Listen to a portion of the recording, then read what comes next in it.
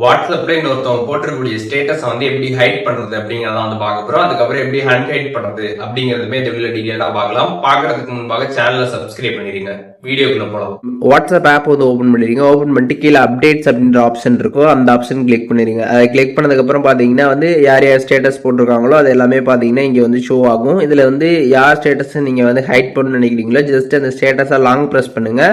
Long press பண்ணிட்டு height option இருக்கும். அதை கிளிக் பண்ணி ஹைட் பண்ணிடுங்க. ஹைட் பண்ணதுக்கப்புறம் பார்த்தீங்கன்னா அந்த ஸ்டேட்டஸ் பார்த்தீங்கன்னா வந்து ஹைட் ஆகிடும். இப்போ நீங்கள் அவங்களோட ஸ்டேட்டஸை பார்க்கணும்னு நினச்சிங்க அப்படின்னா அந்த ஹிடன் அப்டேட்ஸ்னு கொடுத்துருப்பாங்க. அதை நீங்கள் கிளிக் பண்ணி அவங்களோட ஸ்டேட்டஸை நீங்கள் கிளிக் பண்ணி வந்து பார்த்துக்கலாம். இதுவே நீங்கள் அன்ஹைட் பண்ணணும்னு நினச்சிங்க அப்படின்னா அந்த ஸ்டேட்டஸை ஜஸ்ட் லாங் ப்ரெஸ் பண்ணுங்க. லாங் ப்ரெஸ் பண்ணதுமே அன்ஹைட் கொடுத்துருப்பாங்க. அதை கிளிக் பண்ணி நீங்கள் அன்ஹைட் பண்ணிட்டீங்க அப்படின்னா அது வந்து அன்ஹைட் ஆகிடும். அதுக்கப்புறம் நீங்கள் நார்மலாக அந்த அப்டேட்ஸ் ஆப்ஷனை கிளிக் பண்ணதுமே அவங்களோட ஸ்டேட்டஸ் வந்து இந்த மாதிரி வந்து ஷோ ஆக ஸ்டார்ட் ஆகிடும். ஸோ இப்போ எப்படி வந்துட்டு வாட்ஸ்அப்பில் ஒரு ஸ்டேட்டஸ் வந்து எப்படி ஹைட் பண்ணுறது, அதுக்கப்புறம் எப்படி அன்ஹைட் பண்ணுறது அப்படிங்கிற டீட்டெயில்ஸ் தெரிஞ்சிருப்பீங்க.